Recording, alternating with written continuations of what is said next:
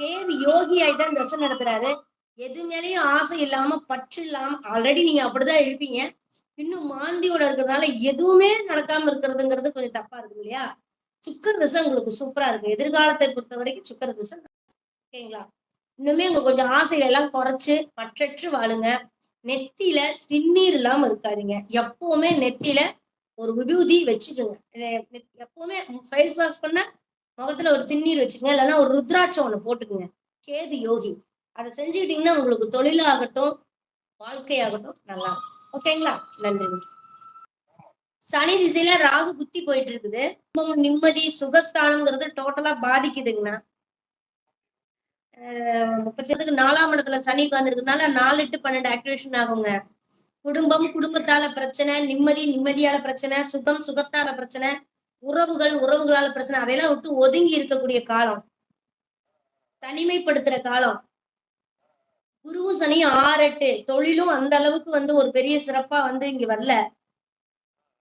10ஆம் அதிபதி லக்ன கோணம் ஏறி இருக்கு. இருந்தாலும் அந்த அளவுக்கு ஒரு ஃபேவரா மனுஷன் ஒரு விரக்தியிலே இருக்கிற ஒரு டைம்.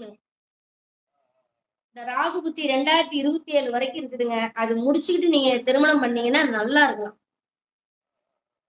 2027 ஜனவரியிலேயே முடியுதுங்க. இன்னும் ஒரு வருஷம் அந்த பக்கம் 2026 ஃபுல்லா நீங்க கடக்கணும். அதுக்கப்புறம் திருமணம் பண்ணீங்கன்னா வாழ்க்கை நல்லா இருக்குங்க. அத நீங்க கேட்டுட்டீங்க சரி அப்படிங்கிறதுக்கு எனக்கு ஒரு மெசேஜ் பண்ணுங்க.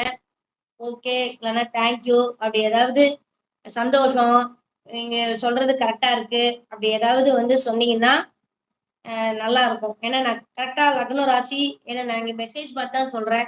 லக்ன ராசி எல்லாம் கரெக்டா எடுத்திருக்கிறேன்னா அப்படின்னு எனக்கு தெரியணும் இல்லைங்களா? அதுக்கு நீங்க எனக்கு ஒரு ரிப்ளை பண்ணீங்கன்னா மட்டும்தான் நல்லா இருக்கும். மிதுன லக்னம், துலாம் ராசி, சுவாதி நட்சத்திரம். ஓகேங்களா? ஷர்மிளாவுக்கு பாத்தீங்கன்னா கேள்வி என்ன, அவள் எம்எஸ்சி பிசிக்ஸ் படித்தவர்களால் மேற்கொண்டு என்ன படிக்கலாம்? எம்எஸ்சி பிசிக்ஸ் 5ஆம் பாவம் சந்திரன், 7ஆம் பாவாதிபதி குரு. அம்மா நீங்க செகண்ட் டிகிரி எடுத்தீங்கன்னா டிகிரி மாறுமா? இப்ப நீங்க பிசிக்ஸ் எடுத்துருக்கீங்க அதை சார்ந்து போகாம வேற கேட்டகரியில வேற ஒரு சப்ஜெக்ட் எடுக்கிறதுக்கான வாய்ப்பு இருக்குமா? அதுவே டீச்சிங் லைன்ல வர்றதுக்கே வாய்ப்பு இருக்கு. அதாவது நீங்க ஒரு லெக்சரரா அந்த மாதிரி, அதாவது பிசிக்ஸ் அப்படின்னா 5ல இருக்கிற சந்திரன் வரைக்கும் 7ஆம் இடம் 2வது டிகிரிக்கு நீங்க வரும் பொழுது பாத்தீங்கன்னா அது அந்த வீடு திதிசூன்யம் ஆயிடுச்சு, பாதகம் ஆயிடுச்சு. அதனால நீங்க இந்த கல்விக்கும் அதுக்கும் சம்பந்தம் இல்லாம ஒரு கோர்ஸ் கல்வி மாதிரி எடுக்கணும். அப்படி எடுக்கும்போது பாத்தீங்கன்னா 5ஆம் அதிபதி 11ல இருக்காரு. நீங்க இதனோட எல்லை அப்படிங்கிறது இப்ப எம்ஃபில் பிஹெச்டி அந்த மாதிரி அந்த பட்டய படிப்பை கம்ப்ளீட் பண்ணணுமா? 2 டிகிரி இல்ல 3 டிகிரி இந்த பொண்ணு பண்ணி முடிக்கணும். அதுக்கப்புறம் தான் வேலை வாய்ப்பு பத்தி எல்லாம் பேச முடியும். ஓகேங்களா? அடுத்து என்ன படிக்கலாம் அப்படின்னா குருதாங்கம்மா. ஆசிரியர் சம்பந்தமான கல்வி எடுக்கிறது சிறப்பா இருக்குங்கம்மா. நீங்க கோச்சிங் சம்பந்தமா டீச்சிங் சம்பந்தமா போறதுக்கான கோர்ஸ்ல நீங்க எடுங்க. ஆனா அதுக்கும் சம்பந்தம் இல்லாம இருக்கும். ஓகேங்களா? ஏன்னா ப்ரொஃபஸருக்கு அருமையான ஒரு வாய்ப்பு இந்த ஜாதகத்துல இருக்குது. குரு லக்னத்துல இருக்காரு. செவ்வாயும் சுக்கிரனும் 5ஆம் அதிபதி 11ல இருக்குது. ஆசிரியர் பணி அருமையான பணியாக இருக்குமா. ஓகேங்களா? நல்ல ஒருமை ரொம்ப முக்கியம் Dinesh. Government job and marriage. 25 வயசு ஆகுது. லக்னத்துல சுக்கிரன் உச்சம். எல்லாமே ஈஸியா கிடைக்குதுல்ல. அந்த ஒரு அந்த ஒரு அவசரம் பரபரப்பு, நினைச்சதெல்லாம் நடக்கணுங்கிற ஒரு பரபரப்பு இல்ல, வேகம். நினைச்சா உடனே செய்யணுங்கிற வேகம். ஒரு சில விஷயத்துல அது நினைக்கிறது நடக்கலன்னா அது டென்ஷன் ப்ரெஷரா மாறிடும். ஓகேங்களா? செவ்வாய் கேது மாந்தி, இதனால ஹீமோகுளோபின் குறைபாடெல்லாம் வரும். ஜாக்கிரதையா இருக்கும். ராகு திசை செவ்வாபதி செப்டம்பரோட முடியுது கண்ணு. குரு திசை வரும்போது கண்டிப்பா கவர்மெண்ட் ஜாப் 9ஆம் இடத்த சூரியனும் பாக்குறாரு, குருவும் பாக்குறாரு, புதன் சனி எல்லாம் பாக்குறாங்க. அதனால ஜாப்புக்கு சான்ஸ் இருக்கு. குரு திசையில கண்டிப்பா கிடைக்கும். செவ்வாய் யோகியா இருக்கிறதுனால குரு திசையில கம்பல்சரி வேலை கிடைக்கும் செப்டம்பருக்கு மேல. அதுக்கு பிறகு திருமணம்ங்கிறது கொஞ்சம் லேட் ஆகும்பா. ஓகேங்களா? கல்யாணம் பண்ணிக்க 29 வயசுலதான் திருமணம். சுக்கரன்லாம் உச்சத்துல இருக்கிறதுனால சீக்கிரமா பொண்ணு ரெடியா கூட இருக்கலாம். லவ் கூட பண்ணிட்டு இருக்கலாம். சொந்தத்துல கூட பொண்ணு ரெடியாவே இருக்கலாம். ஆனா 27க்கு மேல 29 திருமணம் செய்யறது உங்களுக்கு சிறப்பு. குருதசை புதன் புத்தியில திருமணம் செய்யறது சிறப்பா. இன்னும் ஒரு 6 வருஷம் உங்களுக்கு 5 வருஷம் டைம் இருக்குது கல்யாணத்துக்கு. சரிங்களா? நன்றிங்க. ஜாபுக்கு அப்புறம் தான்ப்பா கல்யாணம். தினேஷ் பூச நட்சத்திரம். தொழில் 10ஆம் இடத்துல சந்திரன் ஆட்சி, அவரு யோகி.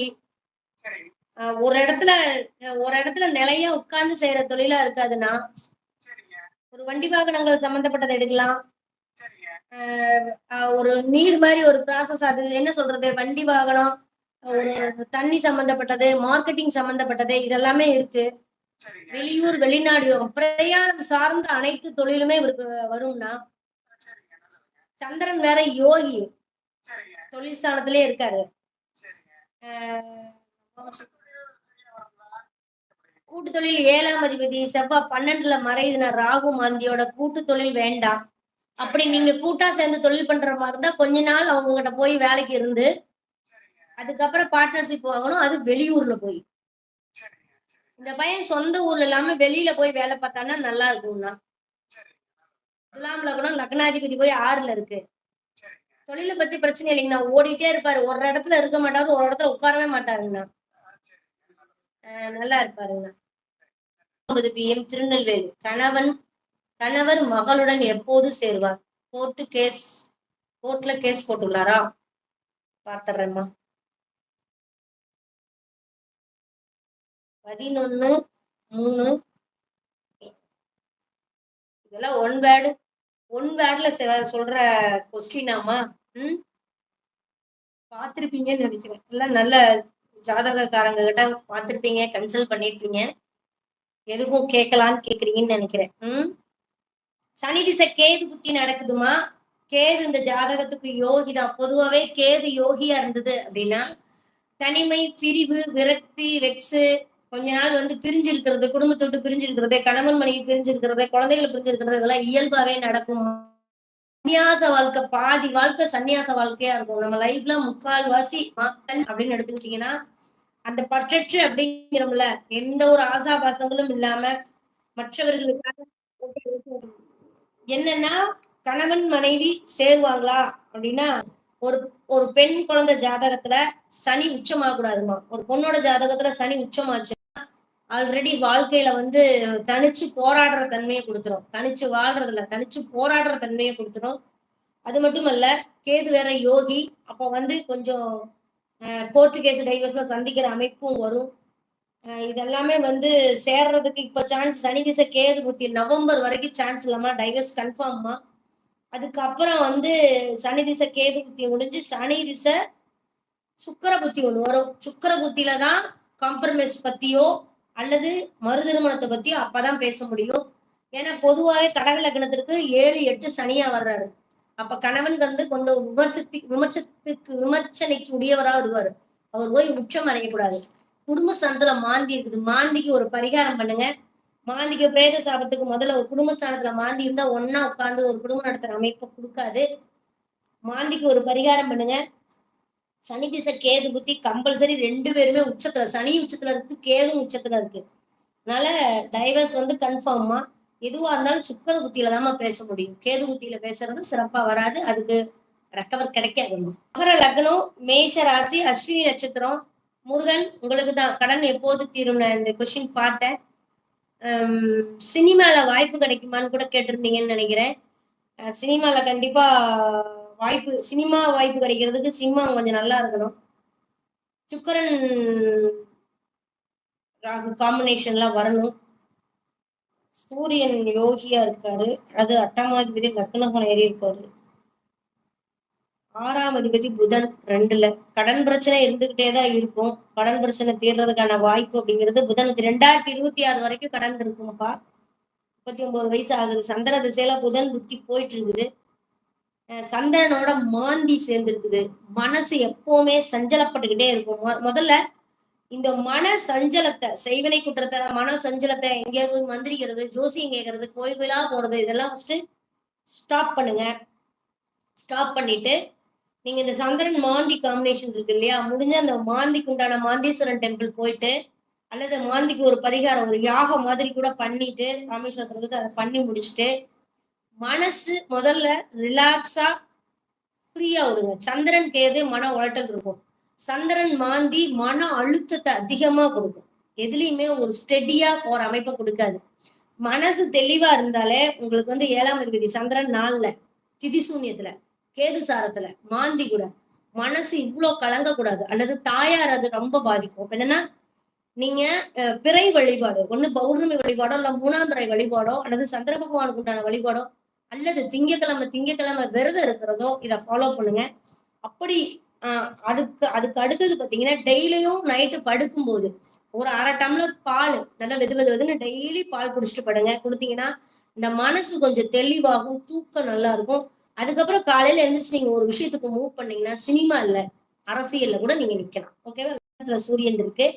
அதனால சந்திர திசை நல்ல திசை தான், ஒண்ணும் தப்பு இல்லை. ஆனா கேது கூட மாந்தி கூட செய்வனை கூட்டத்துக்கு உண்டான கிரகங்களோட இருக்கிறதுனால உங்களுக்கு சிந்தனை அதை சார்ந்தே போகும். அதை விட்டுட்டு ஃப்ரீயா ஹாப்பியா இருங்க. ஹாப்பியா இருந்தீங்கன்னா நீங்க நினைக்கிறது எல்லாமே உங்களுக்கு கைகூடும். முருகன் 2026 ஜனவரி வரைக்கும் கடனுக்கு வந்து ரூட் தெரியல. அதுக்கப்புறம் தான் கடன் கட்டுற அமைப்பு வரும். ஓகேங்களா? சந்திர திசை கேது புத்தியிலையும் கடன் கட்ட முடியாது. சந்திர திசை சுக்கிர புத்தியில தான் உங்களால கடன் கட்ட முடியும். ஓகேங்களா? நன்றி.